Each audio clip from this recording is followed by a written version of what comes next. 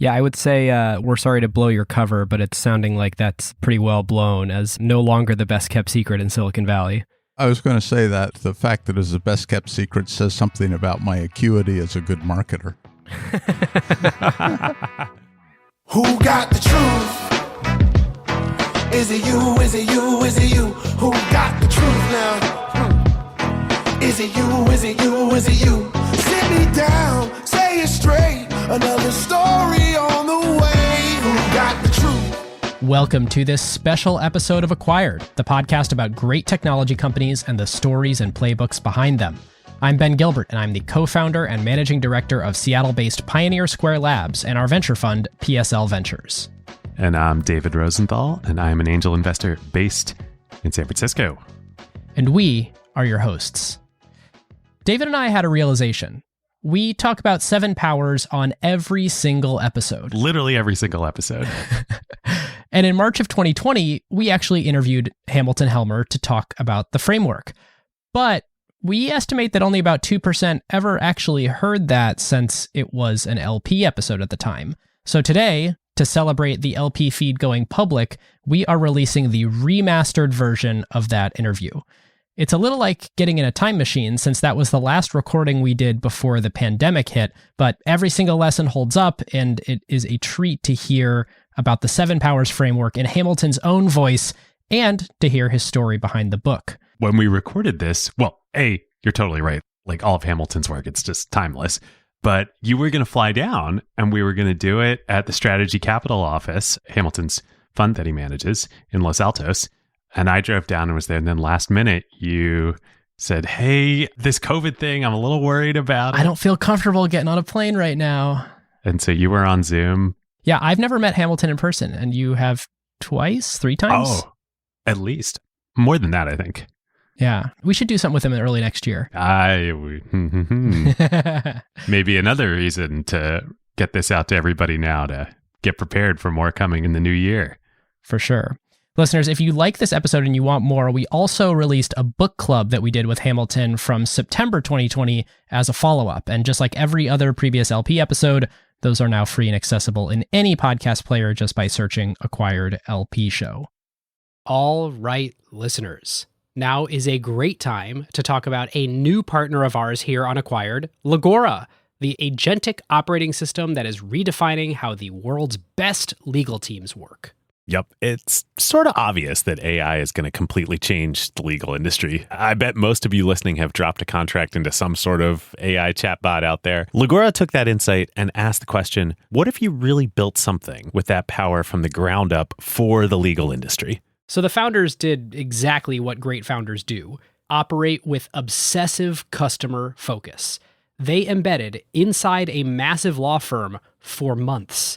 They sat with the lawyers just watching how the work really gets done. And that's how you get features that customers love, like tabular review, where you drop in a folder of hundreds of contracts and it pulls every key term into a grid a lawyer can actually work with. Legora's bet here is interesting. Since it lets each lawyer handle more complexity, any given person can increase the quality of their work and do higher value work. And this means that the pie can grow even as each individual task takes less time. And they recently launched Legora Agent, offering greater intelligence and performance. The agent lets lawyers set an objective.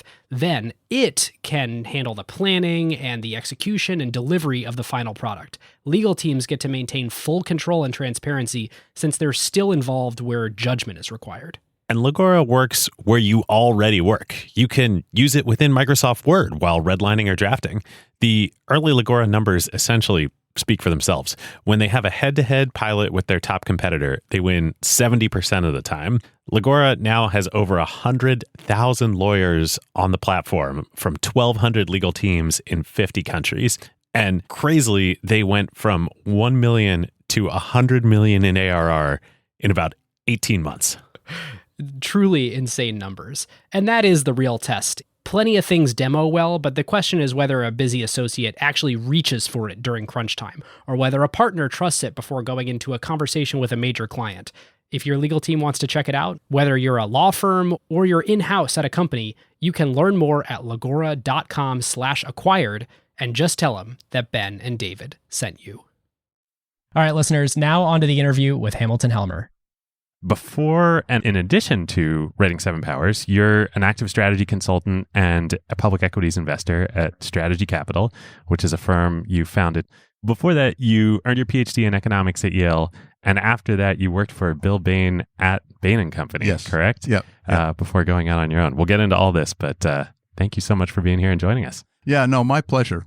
My son, Andrew, who's a software guy at Google, or had been until recently, told me what an amazing group you were and how everybody at Google listened to your show, and that, do I know these guys? And sure enough, David had reached out to me, so I'm delighted.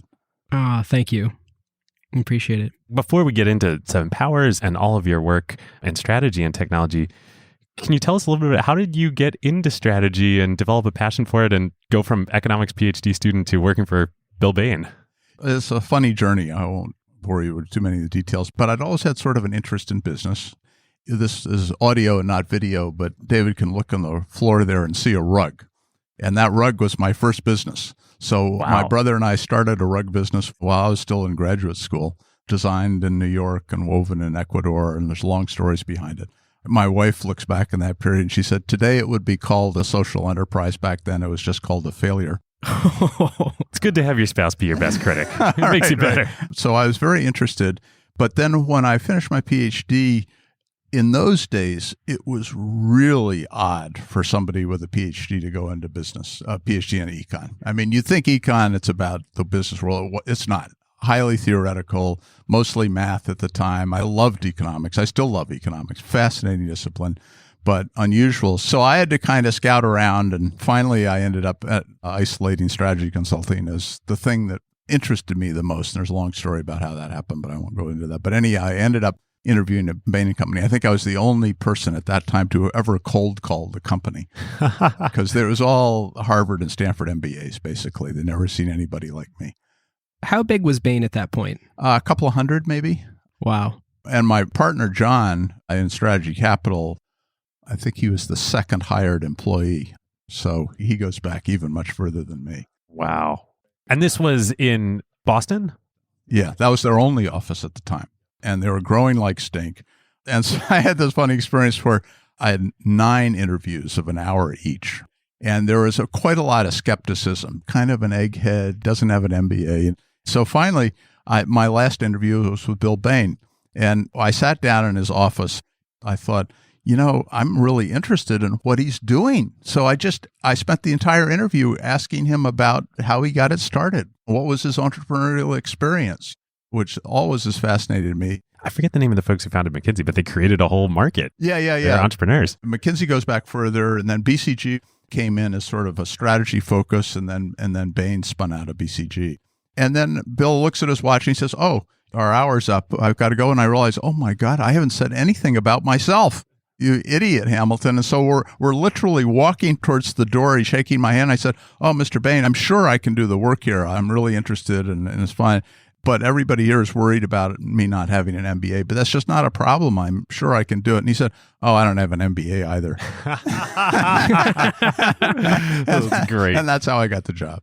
So that was in Boston. What brought you out to California and starting to swim in these Silicon Valley waters? In 94, I came out here, and I was attracted by the economic vitality, but it's also a family decision. My wife just absolutely adored California from her prior experience. And then I got more and more involved in more techie companies, as you saw from my stuff. Adobe was a client, and Raychem was a big client, and so on. It really is amazing how much timing plays into these things. I mean, people talk a lot about Jobs and Gates being born within those sort of same few years, and it really teed them up for the exact moment to start Apple and Microsoft and make them be powerhouses. You moving to the Bay Area in 94, that is an equivalently perfect time to dive headfirst into that community. Yeah, it's true. At the time, I was an actively involved equity investor, too. So in a lot of Intel and Microsoft and Dell and Cisco were all big proprietary accounts. And so that made me think a lot about it. But those were very formative years, certainly. Yeah, I mean, it was Netscape, but that wouldn't be long till Netflix was founded. Yeah, I still remember vividly the first time that I saw the internet. One of my clients back east, who's sort of a techno head like me. He pulled me into his office and fired up Mosaic and said, hey, this was before Netscape, and said, hey, you got to see this, Hamilton. And I went, whoa, this is amazing. Okay, let's get into the fun stuff. 7 Powers, to me at least, the thing that was so enlightening about it was, I see this mistake all the time in Silicon Valley and in venture investing of like, everybody's like, tell me about the TAM. Got to target a big market. But that's kind of only half of the equation of what makes for a great enduring company is targeting a big market. Of course, you have to have a big market, but you also have to have what you call power in the book within that market. You have to have defensibility. You have to have something that makes your company and your business stand out. Can you tell us a little bit about how you define power and how you came up with it? Yeah, sure. So as I consulted with more and more companies, because I ran my own consulting firm for decades, 3 things started to become evident to me. One was that really strong performance is persistent. If you look at Intel's results this year and Intel's results next year, the fact that they have high profit margins will probably be true next year. And it turns out there's a lot of empirical work that verifies that there's persistence. It's like the exact opposite of hedge fund managers year to year. Yeah, or mutual fund managers. There's no persistence in mutual fund managers. Now, interestingly, as you probably know, there is persistence in venture capital. And then the next thing, if you've done a lot of valuation work, I'm sure you've done a ton, and I've done a ton, and I've even taught it, what you learn is it's all in the future. So if you take a company's growing about 10%, do a standard valuation model, what you find is 85% of the value is after year 3. So persistence and in the future. So that says that if you can understand the issues that drive persistence, you're going to understand what drives value. But then as I did more and more consulting work, another thing came into focus, which was that the path to establishing that kind of persistence is not linear. There's a step change. So there's a period when a company can establish that, and that window often closes, if you will. And it's the kind of business that you are so familiar with. It's in the earlier stage. I think you called it in the book the takeoff phase of the market. Takeoff phase, yes. So if you think of a founder, there's this period where there's tremendous flux going on. They don't know who the customers are. Technologies can changing like crazy. They have all wide variety of different types of competitors. And in that, there are all kinds of degrees of freedom about how you move. The fact that people even talk about pivoting is just suggesting that it is possible, in fact, to pivot. Ask Intel to pivot, and it won't happen very easily. And they've certainly been trying for a long time. So what that says is there's this moment. But then the problem is, from a strategist point of view, is that all the information is changing so radically that the person or the group that has to process that is the founder and his team. And it's not hiring somebody like me and making a recommendation or strategic planning or something like that. It's actually processing all this time. And as you move through space and time, understanding, okay, this direction looks a little better than that direction. And so what that said to me was that what people needed was not advice from an expert, but rather teaching to fish, trying to assemble a way of looking at strategy so that the people on the ground who are really making these decisions have a way of thinking about it that will, it's not never perfect, but guide them in the right direction. But the problem in doing that for me was that providing a mental model like that, as I say in the book, it has to be simple, but not simplistic. It's simple so that you can retain it, not simplistic so that it's relatively complete. You don't miss a lot. That's a really high bar in strategy. And that's what took me so long. I mean, I wrote the book. It took me 20 years of writing it.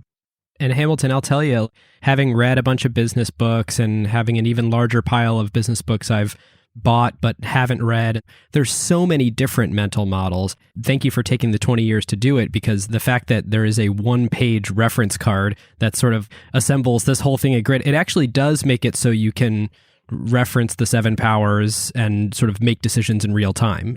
It's certainly much more accessible than trying to weave your own fabric of lots of different theories.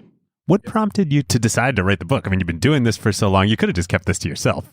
My ideas are my babies. And the greatest compliment for me is other people using them and finding them useful.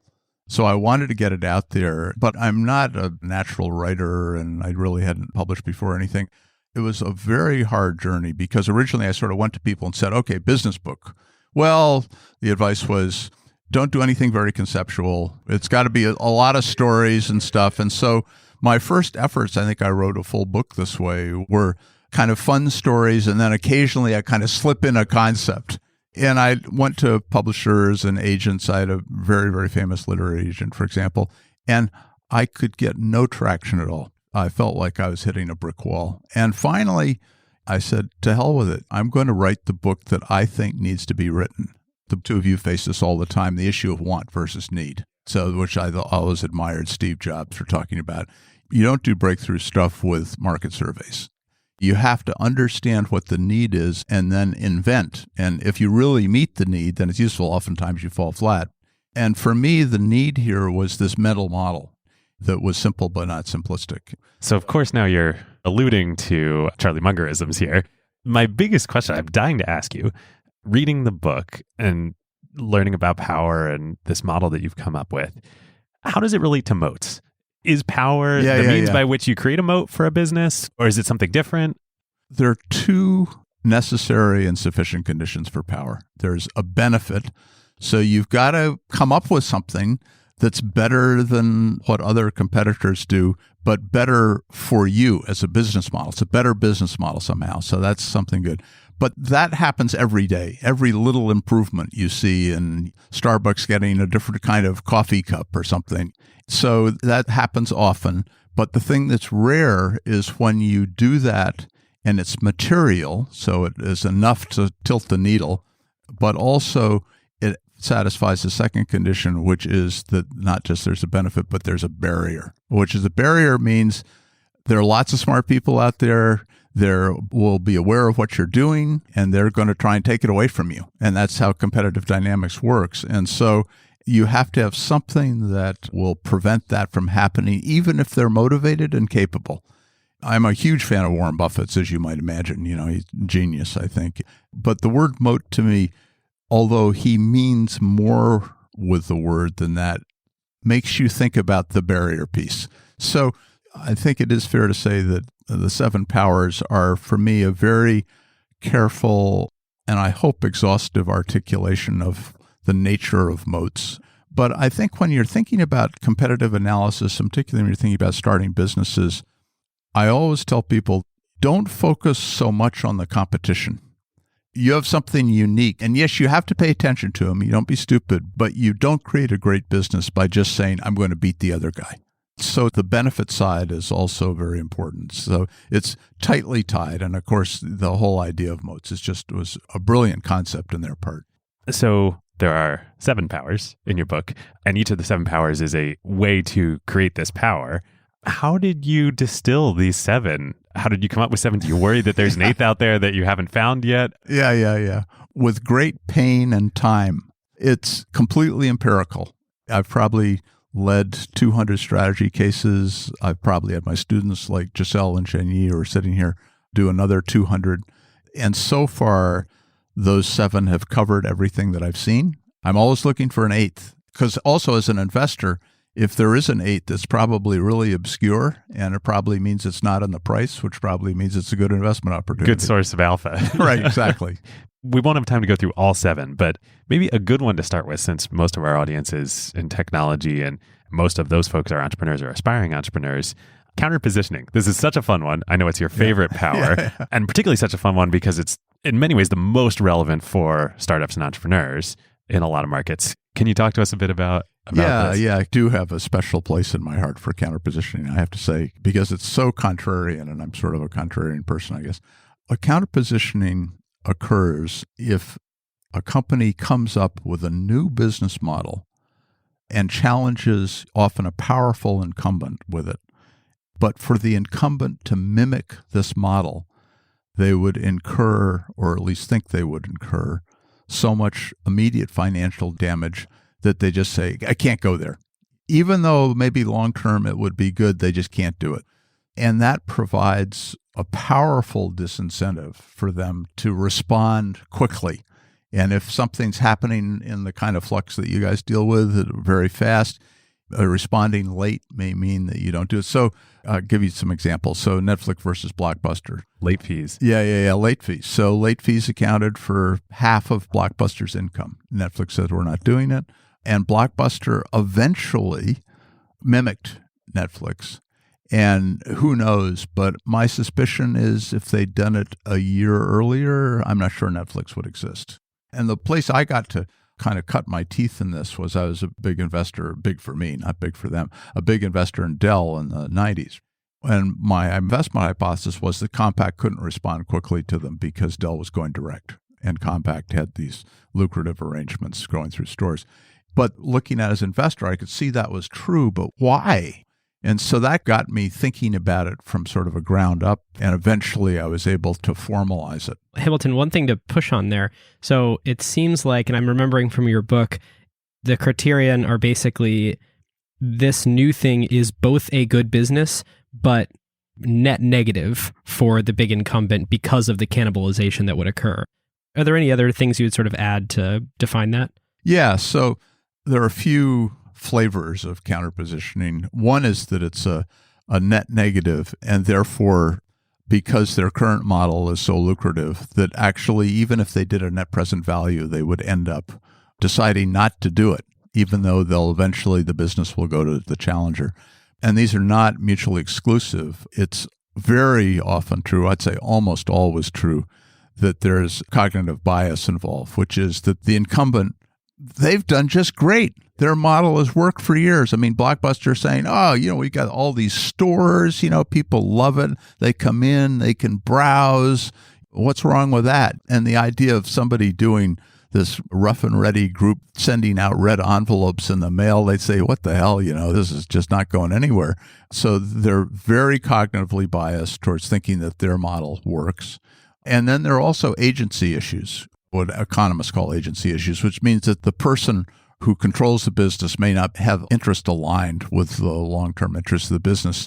So, for example, CEO comp is often about this year's performance or the next few years' performance.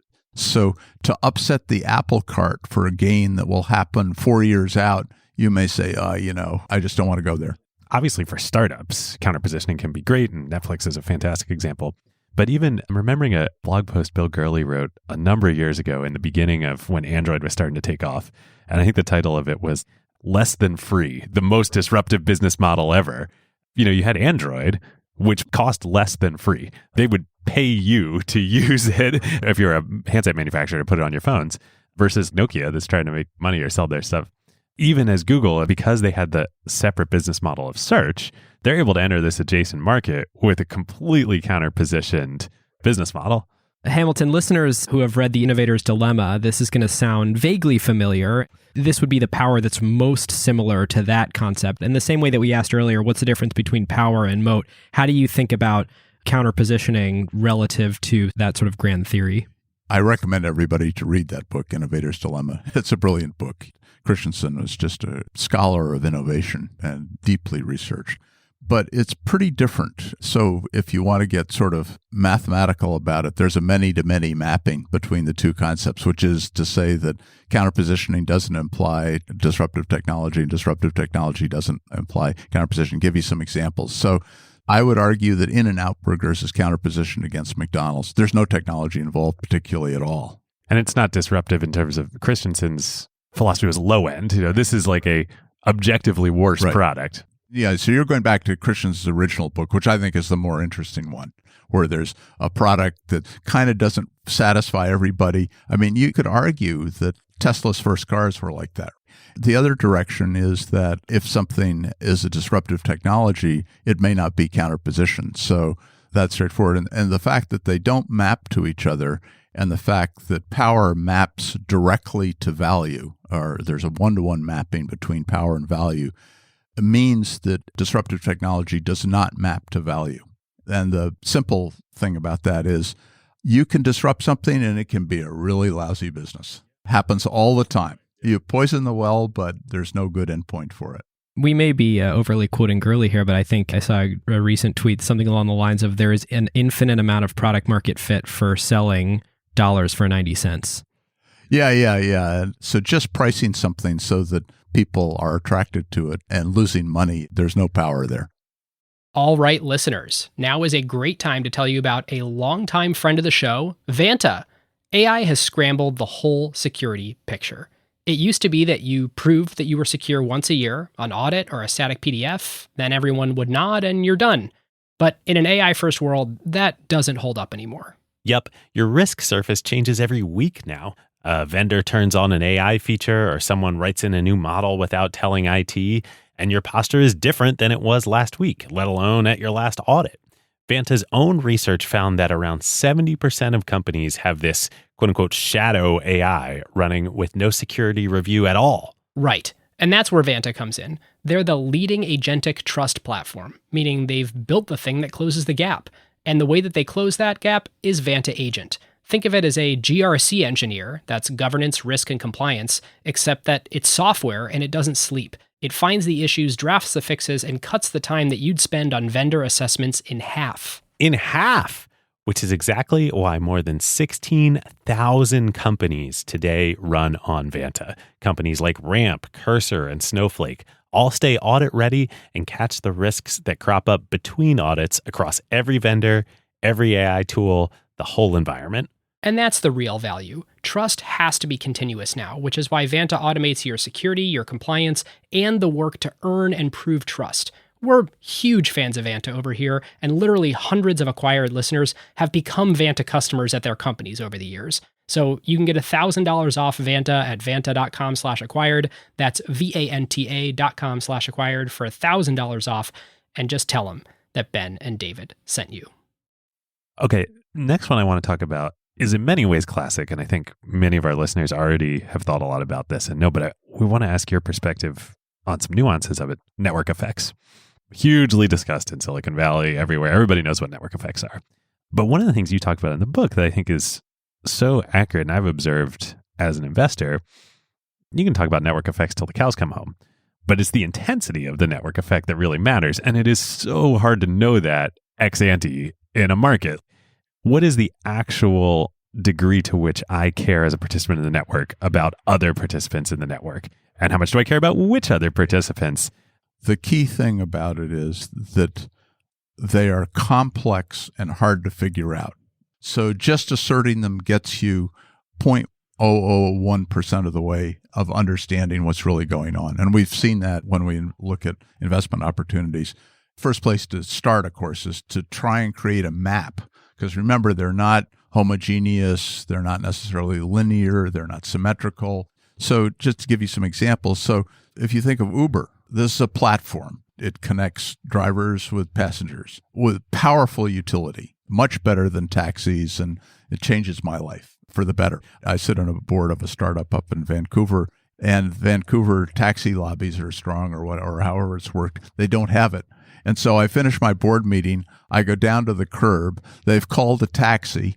I have no idea whether it's coming. I have no idea where it is. And eventually I usually just give up and just go to find some corner to hail a cab. And so very powerful benefits.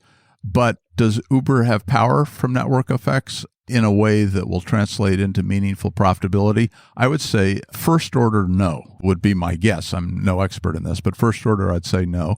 And the reason is if you think about what's going on, it's that if there is a similarly sized or reasonably sized competitor, Lyft, for example, in this market or others in other markets, that they can achieve a similar network effect. And if you look at the density economics of as you scale in a region, what we're saying is it's nonlinear. At some point, it flattens out. And so if the market's large enough for more than one company to exist in that flat spot, then it doesn't help you. So you have to look at all those nuances. One of the unusual things about my book is I've always tried to be very careful to make sure that everything maps back to value. So if you said, what is the fundamental assumption of this book? It's that strategy and value are mathematically, they're duals. And so the mapping function from that desire to join the site versus actually being able to monetize it, which is based on how much time you spend on it and all that kind of stuff, is you have to understand that to understand whether there's power or not. The last one we're going to talk about after this is going to be my favorite, but Switching costs, I thought this was super interesting because people think about switching costs as, I think, tend to be like old school industries or whatnot. But I realized there's a huge amount of switching cost power in a lot of technology companies too. Take Slack, for instance. Slack has network effects, but also switching costs. We run on Slack. If we were to switch, that would be a huge cost to our organization. How did you start thinking about that, and have other people in tech, since you published this, realize like, oh, this might be a source of power I'm not thinking about? I don't know. I think people had thought about it. There are a lot of subtleties around switching costs that you have to think through. I mean, one is that in general, it creates a win-lose situation with your customer. And so there's sort of a management problem in that. And another is that there's a competitive dynamic, which is if you have something that's attractive and a high switching cost, the competition will try like crazy to create something that mitigates the switching cost. So you'll see a lesser app have a translator device, but often the imperfection of those. So if you look at EDA, electronic design automation tools, there are libraries that are associated with those. But if you move from one tool company to another, the translation never works very well.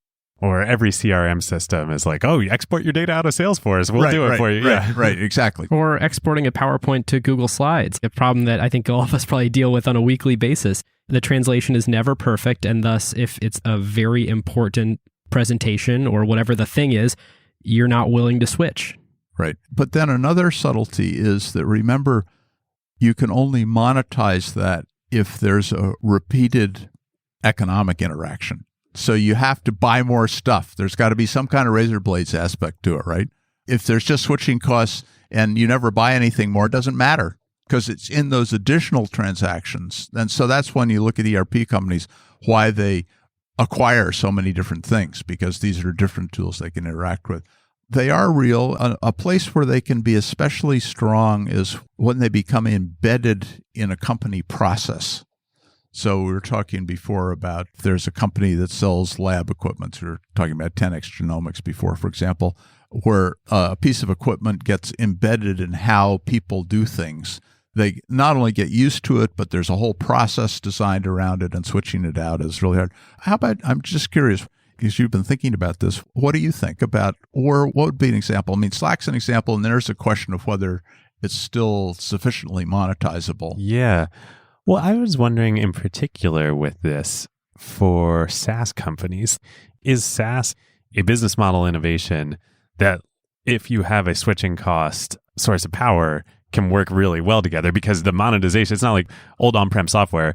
You sell a big Siebel installation, boom, that's a lot of money up front. Now you got to sell more stuff in the future. With SaaS, you're just constantly selling all the time.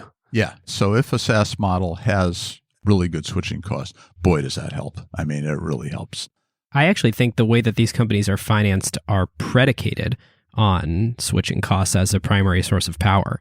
I mean, you think about people are willing to sell these things at such a low per seat per month price, or even let's say annual price. I mean, people are not necessarily hiring field sales reps, but they're hiring people to do inside sales, because once you get one of these SaaS systems in, there's just an expectation of repeat. And when you go and you capitalize these business and the way that venture capitalists value them, it's kind of predicated on that. The expected churn rates are fairly low. Yeah, the thing you have to be careful about in these kinds of businesses is customer acquisition cost. So as it becomes more known that there are these high switching costs, people understand that there's essentially a cash flow future associated with each customer, and they'll start to say, oh yeah, well, we should sign them up for free, or actually with a bounty. Or so what happens over time is that actually the value of the switching cost becomes arbitraged out by the acquisition cost. That's why, if you go back to my power progression, that's why the switching cost is in the takeoff phase, because that's the period in which the true economics are not yet reflected in the acquisition price. And so you have to combine it with something that gets you the customers in the first place, because you don't have the customers in the first place. And either you do that through something that's superior, or you do it when the pricing of it hasn't fully arbitraged out the value. See, there are lots and lots of businesses where people just pay too much for customers, and it turns out to be a really lousy business, even though it has switching costs. It's interesting. That also really makes me think more of Slack. Slack came on the scene. They were the first real innovator in this phase of consumer-grade mobile messaging is also useful in businesses. Let's do this. They acquired tons and tons of customers in that phase, built a big company that's going to be enduring, now a public company. But now they're competing to the death with Microsoft and Teams, and the ability to economically acquire customers is at least not what it used to be. Yeah. So the two, you have so much experience. Let me ask you this question. So on counter positioning, one of the things that is really interesting is this whole software eats the world thing. Do you think that in general, companies that are highly software centric in how they approach a business, that for an incumbent that isn't that way, that for them to adopt has to blow up their model so much that it's counterpositioned? It's not only that software eats the world on the benefit side, but the barrier side is that if you develop a company from the ground up that's software centric, is that just a really tough pill to swallow? So a great example is current auto companies. So versus Tesla is the fact that they've thought about software, built things up from that level. And now if you look at the engineering models of a BMW, boy, it's a tough. Is that generally true, you think? I've been thinking a lot about this recently, actually, as it pertains to a couple of different investment opportunities I'm looking at. And a distinction that I draw is if the value of the incumbent can actually be replaced by a technology product rather than a technology-enabled product. And to illustrate this, let's say a technology-enabled product is something like Redfin, where there's lots of ways they can apply technology to make the process better.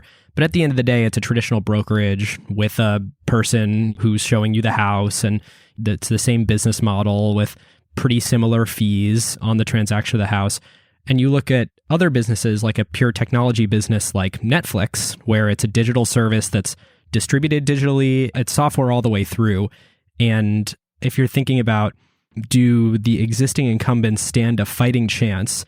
My answer would be yes, against technology-enabled businesses, because they can tech-enable just as easy as these new entrants can start tech-enabled. Not just as easily, but it's possible to compete on that vector. But when it's a pure technology product that's being sold, that is the actual value proposition to the consumer is this unique piece of technology.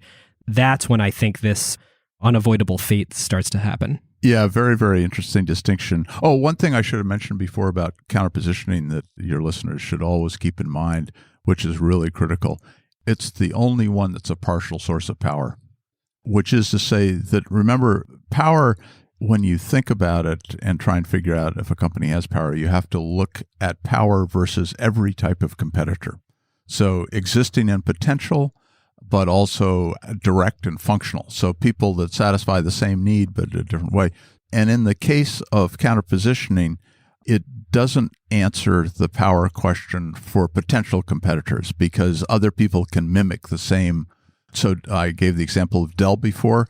Dell's power went away, of course, because ultimately everybody could do the same. And so if you look at counterpositioning, and you want real durability, in addition to that, you want to have another source of power. When we're looking at companies, it's very common that one of the either potential or existing competitors are, Amazon's trying it out, or Microsoft or Google or somebody, and often in a vertical integration play. And so then you have to think through, can they do it? And also there can be counterpositioning issues involved in something like that. And of course, Slack is straight up against that kind of stuff, So there's something else that I've been thinking about. I'm curious to get your take on, or if you've seen good research on it, or if it's come up in your career at all. In general, when I'm looking at the competitive landscape for a company that we're starting at Pioneer Square Labs in the studio, I'm trying to figure out who are we going up against. The ideal situation is there's incumbents, big companies that are 20 plus years, they're mature companies. And there's maybe one or two other startups that are in our vintage, but there's not somebody that's like 3 or 4 years old. And my logic on that is always, we're competing on a completely different playing field than, however, to put it in your language, however that incumbent got power and whatever that opportunity was for them to create something new and novel. And I'm perfectly fine competing maybe either with a different strategy or to try and out-execute someone that has the same resources I do.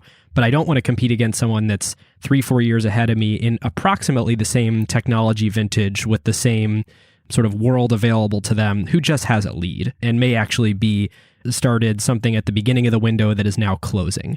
Does that square with how you would think about that? Completely resonates. So what happens in the takeoff phase of a business, think about what's going on. There's more customers than product. Nobody knows exactly what the right model is.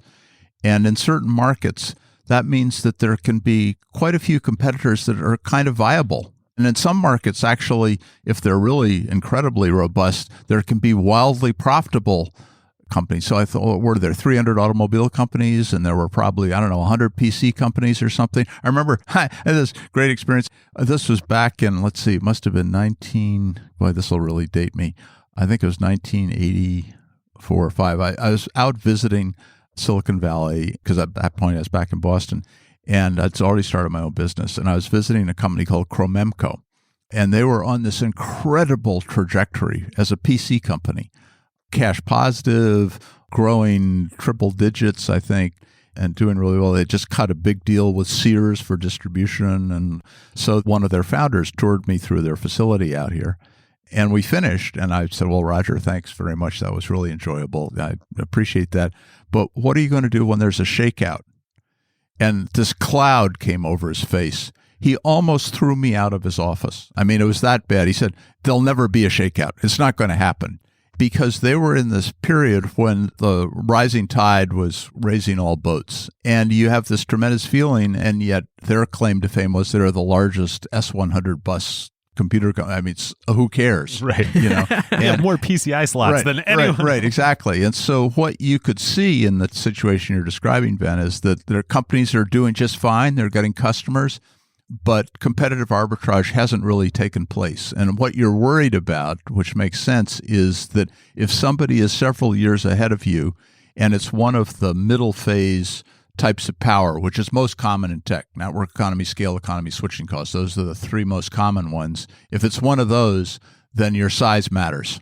And so if they're ahead of you, when push comes to shove, when the market settles down, you will not be in good position. And so I'd say an exception to that is that if you have a company like that and you see that they're just gaining enormous relative market share, there might be some other company that's earlier, but there's something about their business model that just doesn't work as Google well. Google versus Excite or whatever. Right. And so if that's the case, then there's the second order question, which is why is that happening and will it continue? But that's more of an edge case. And so I agree with the basic idea that that's kind of a watch out. I'll go one step further, which is that an even more interesting investment opportunity, they don't come along very often, but is one where it's almost a category of one, where a competitor somehow, there's something about the way they are that there's nobody really quite like them. That's reassuring in a lot of ways, if it's working, if it's cash flow positive. This is the perfect transition to my favorite part of your book. In cases like that, often a power is a cornered resource. And as you say, I think this is actually quite rare in tech, yet I think people in tech think it's not rare. A classic example is a patent. You're in biotech, you have a patent, you have a cornered resource, you have it, nobody else can have it. I'm curious, your thoughts on cornered resources in general, but in particular, something that just really spun around in my mind reading this is lots of people in tech, especially lots of VCs, think that executive talent and founders are a cornered resource. And you make the point in the book that executives are not cornered resources because their value can be arbitraged by the market.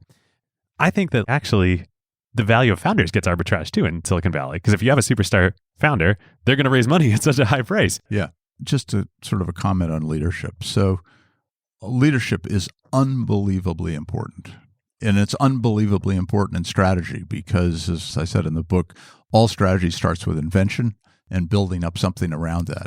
And there really is a difference between companies with truly great leaders and ones that aren't as great. And so it matters. But the question you're dealing with is sufficiency. Is it enough? And the example I start my book with is a perfect example for this. It's a little old for you guys, but it's Intel. So they had two businesses. They started as a memory company. They started with the best of the best. I mean, they had Gordon Moore, Bob Noyce, yeah. Right. And then it brought in Andy Grove. And so on the invention side, Bob Noyce. On the execution side, Andy Grove. And on the process manufacturing side, Gordon Moore. I mean, this was the all-stars. And yet their memory business was not working because they had no sources of power. And other people could come after them. And despite their great leadership and probably being first in and all kinds of financial resources, it just wasn't enough. And that ended up having basically a massive race to the bottom with tons of new entrants who were able to spin up, everything that Intel had and compete against them. But then if you go to what they did eventually have power in, which is CPUs, again, leadership really mattered. So they have come up with this idea for central processor, and the question is this a big deal? Do we back this? And most of the board was against it. Their head of sales was adamant that this would never turn into anything that was, and he was a sharp guy, I don't mean to mean him, adamant that this would never turn into anything. Andy Grove was dead set against it, I believe is correct. And Bob Noyce went out and kind of talked to people. And this is the nature of invention. High uncertainty bars, very large bandwidth, deep insights. And he finally said, no, I really think this eventually is going to go somewhere. And then the chairman of the board, what was his name? I can't remember. Was it Arthur Rack? No, Rosen or something. I can't remember. Anyway, he backed Bob Noyce and they committed to it, even though they really didn't have the cash. And it was a very hard thing for them. And so there's a case where leadership really mattered, but it wasn't enough. And so the question here is sufficiency. If you take a great leader and put him in a different business, that doesn't massively reduce the uncertainty bars that the business is going to be a success. Yeah, that makes a lot of sense. How do you square that with Pixar, which is another example in your book in the Cornered Resources segment, where the combination of John Lasseter, Ed Catmull, and Steve Jobs being sort of the best visionary and source of capital with Steve, the best animator and storyteller with John, and then the best technologist with Ed. The Pixar brain trust, and you look at all the directors on down that they did recruit, really was their main or a big source of power for them, cornering those people resources. Am I missing that there was another big source of power for Pixar? No. I think there's some subtleties to that story. I just have my own view about this, and I talk about this a little bit in the book. You have to come up with great stories for good animated films. The brain trust itself was insufficient to guarantee that. And the marker for that is how many directors had to be replaced that were into their projects. And so then you go back and then ask what was in common with the directors that weren't replaced. And with the exception of Brad Bird, who's a whole story by himself, a brilliant guy, the answer is that it was this core group of people that worked together that came up with the original Toy Story movie, and that they were sort of a band of brothers. And together, they had an experience of what it meant to create really compelling animated films. And that was their string of successes that followed from that. And that the fact that there was a brain trust at that time, they weren't able to transfer that into other directors. But then later on, what happened was you saw when Disney acquired Pixar, some of that sensibility, they did revise Disney animation. And more recently with Pixar, I'd say that the prospects for a new pool of directors is very good. But I think the original Corner resource, and it wasn't arbitraged out because those people wanted to stay together. So certainly those directors offered jobs in other animated studios. I'm sure they all were. But they said, no, I'm staying with Pixar. So I'm sure if Bob Iger could have just hired Ed and John, he wouldn't have bought Pixar. Yeah, exactly. And I'm a huge fan of Iger's. I mean, I think as a strategist, and he made 3 critical Disney decisions, all of which I thought were brilliant. And I think his Pixar decision was he realized that at the heart of Disney was animated films.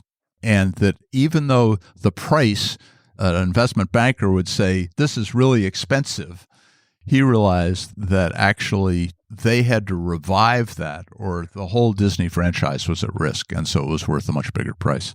We're huge Iger fans on this show, as all of our Oh, are listeners you? know. Yeah. Yeah. Oh, and his book is incredible.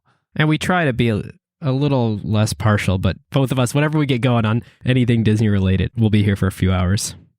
All right, listeners. Now is a great time to thank our longtime friend of the show, ServiceNow. If you are running a large enterprise, AI agents are likely spread across every team, and deploying them is no longer the hard part. Yeah. The hard part is knowing what permissions they have, what employees are using them for, or what decisions AI is making. AI security for an enterprise at scale is not a small concern. Like, the risks are real. Exactly. And the challenge with AI is governing it, securing it, measuring it, and making sure that it actually delivers value. That is why ServiceNow built the AI Control Tower. Yep. AI Control Tower gives enterprises a single place to see, manage, govern, and optimize AI across the entire business. And it works with any AI, not just theirs.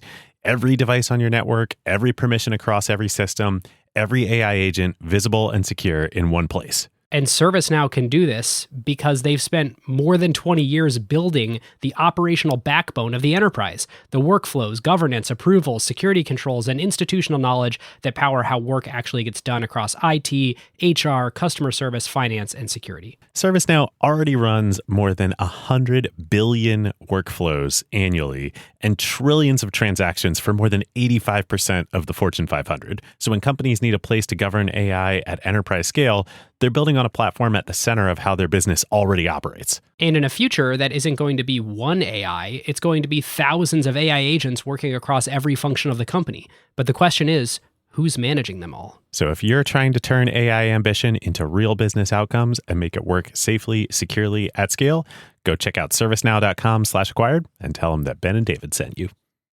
The potential for power, often comes in the sort of flux and change, the takeoff state in the market.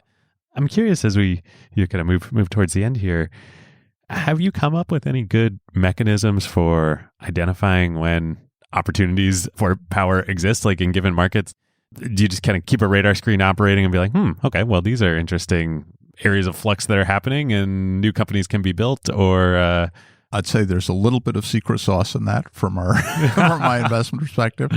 That'll be the next book. Yeah, right. So your subscribers have to pay more. Yeah. So it's kind of what you would imagine. I mean, you're in the thick of it. It's a rapidly advancing technical frontier that's seeming to change the possibilities in a whole space. So I was mentioning to you before I started, genetics is very interesting to us. Of course, we have no insight into therapeutics, but that whole field, you can tell that the incredible cost decline of sequencing and other aspects of it creates the possibility of doing things that were never cost justified before or time justified. You look for things like that are step changes. And then I think there's an awareness of how technology flows through an economy. Last Friday, I had lunch with one of my old professors at Yale, Dick Nelson, who's this genius level person on technical change. He's one of the deep thinkers on it. And I think what you see is that you start with a technology with sort of its most gross or macro application, and then it works its way through. So if you think about Moore's law or silicon as being one of the drivers of everything, so first you go straight to where it's chips. It's the chips themselves. And then the chips work their way into devices. And then devices work their way into applications. And so if a technology is fundamental, it moves through different phases where it actually becomes, or the businesses around it become economically viable. So think of Netflix, for example. Again, so if they tried to do streaming when they had started their red envelope business, you had to have storage, you had to have the internet, all that stuff. And so there's a time as technology moves through that it becomes commercially viable. And then there's, of course, precursors to this, which are scientific stuff. So think of quantum computing. So first, of course, you got to figure out quantum mechanics. Then you got to deal with entanglement and all this stuff. We're probably not ready for applications just yet. But hopefully there will be a time where people are now reviving hopes again about fusion based on different models. I like that. That's a good transition to last question. What are you working on now? What's next for the 7 and maybe more powers to come? Yeah. Well, first of all, I would love to find another power. So far, I haven't. So every company that we deal with faces this question eventually, is that, okay, if I'm successful, I've established a company with power. What's next? So Act 2. And what I'm trying to figure out is, do we have anything that's interesting and valuable to say about that? And I think from the first step of it, I think we do have something, which is to be a little more forthcoming about some of the subtleties about what really comes under a power umbrella. Give you an example. A natural place to go would be geographic expansion. Let's go into another market. Well, it turns out if you think of that in power terms, you get very different answers. So if you think about Uber going into a different geography, it doesn't matter, because the economics are a physical density scale economies. And if it turned out there was high branding and there are a lot of foreign visitors, it mattered, but it doesn't matter. Or like impossible to build that fixed cost technology asset. Right. And so it's all about market by market. So to be honest, their mission statement of transportation for everybody around the world doesn't really map to power. And I think they probably know that now. They're smart and able. Now, if you look at Netflix, it's a different matter. And so if you think of Netflix going into a different geography, the question there is, remember, the key competitive advantage there is scale economy. So there's fixed content that they can drive across more subscribers, and so the cost per subscriber is less. And content's a big part of cost, so that's a big, big advantage. So if you go into a different geography, for them, the question then is, does a reasonable percentage of our content from geography A apply to geography B? And even if it's only 20%, so let's say you're going into England and 20% of your U.S. content applies, if you're versus an English-only competitor, 20% is times that large amount is a gigantic deal. And then the dynamics of it become even more interesting, because if they're unbelievably granular data, they can then actually tilt their content development to have more crossover. So thinking that through of how to extend power, where the power umbrella fits, is something that's really interesting. And it's important economically, of course, because getting power is really hard. And if there any place that you can take advantage of your, and it's sometimes unusual. Think of Disney going into theme parks. Back to Disney again. Here we are. As you were mentioning, it made me think of Disney. We talked about this a little bit on our Disney Plus episode. Fox actually, I think, did this really well, what you were describing with geography and power. Of over the last 10 years or so, it's only been around for 10 years, I believe Fox locked up all the streaming rights to Indian Premier League cricket. And you would think like, oh, well, that's relevant in India. Well, no, that's actually relevant all around the world. And so that was a big part of the Disney acquisition of Fox. Right. So the fact that if you get a high probability of power, it's a step change in the certainty about the value of the company. And so anytime you can extend that to more customers or more situations, then the question after that is, okay, what's beyond that? And that's a deeply researched area. There's a lot in that. I'm not convinced yet that we have a lot to add to that. That's book 3. Yeah, we'll think about it. Well, Hamilton, where can listeners find you? If they're interested in 7 Powers, where should they go? 7 Powers is for sale on Amazon, so I suggest you go there. Is that your preferred method of acquisition of the book? Yeah. Just that. That's the right place to go. And as we started the interview off saying that I was this best kept secret, which means I'm just terrible on marketing questions. So maybe that's the wrong question to ask at the end. Well, great. Well, listeners, everybody should check out and read 7 Powers. It is well worth your time. Or listen. I listened to the book, and the thing that makes that doable, because it is an economics book, a very nicely distilled economics book, but boy, there's some formulas in there. I love the insert. There's this great PDF that comes with it that gives you the sort of handy dandy filled in 7 Powers card along the way and sort of writes out the formulas, so it makes it very digestible. I'll just end with a funny anecdote, which is there's a question of whether I put any math in the book at all to speak of. And then in the end, I put it in the appendix so that you don't have to read it, but it is there. And the reason I use it is just for sort of precision of logic. It makes things very clear exactly what you're talking about. But the reader response has been utterly bimodal. There's some people that say, God, that's great. I had one, Daphne, for example, you mentioned Daphne Kohler. She said that was one of the best things she read was the mathematical appendix to counter positioning. She said she didn't really understand it and then other readers say, the complete waste. I don't know why he did it. Tell me more stories. Right. So I guess I know where you stand now, Ben. Well, thank you. Well, the best readers like both.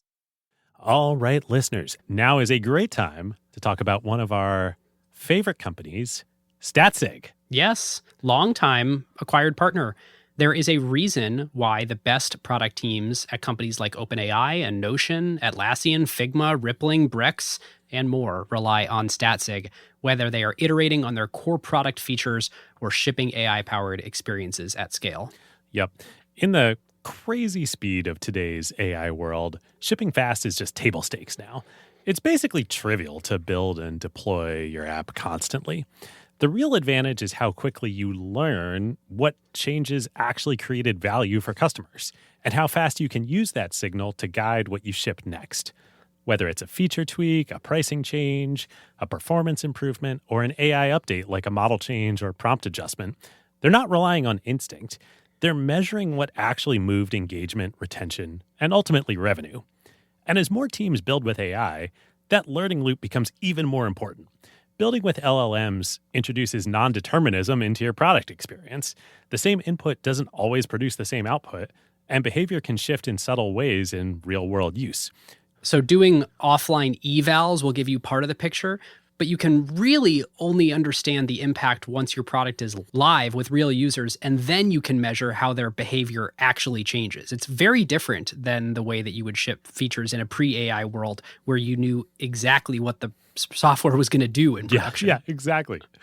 So this is where Statsig comes in. It brings experimentation, feature flags, and product analytics into one unified system so teams can ship safely, test rigorously, and directly link what they changed to how users actually behaved. The result is a tighter feedback loop and learning that compounds over time, so you don't just ship more, you ship better.